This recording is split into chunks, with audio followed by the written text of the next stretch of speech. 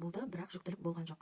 Не үшін екенін қазір мына видеода айтатын боламын. Қараңыздар, мына жерде фолликула біреуі өсіп, жетіліп, пісіп, оған бір 4-5, біреулерде 10 күн, біреулерде 20 күн кетеді. Осы фолликуланың өсіп, жетіп, пісіп, жарылуына. Жарылған уақытта мына бір фолликула жарылып тұр, соның ішінен бір яйцеклетка шығады. Бір циклда бір ғана фолликула жарылуы мүмкін. Осылай яйцеклетка қазір шығады бізде. Осы яйцеклетка бұл аналық ұрық деп айтсақ болады. Ал әкенің ұрығы ол бізде сперма, сперматозоидтар. Міне осы яйцеклеткаға сперматозоид келгенде ғана екеуі бірге қосылып ұрықтану болады. Барлығымыз білеміз деп ойлаймыз.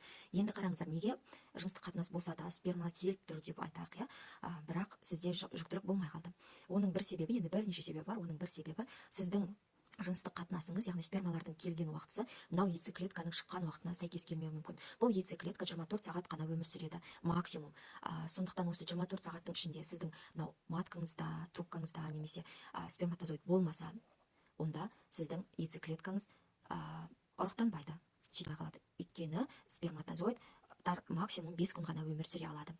Сіздің мысалы мынау яйцеклеткаңыз 15-ші күні жарылды деп айтайық, сөйтіп жарылып яйцеклеткаңыз шықты. Ал сіздің половой актыңыз 5-ші күні болды, тек арада 10 күн өтіп кетті.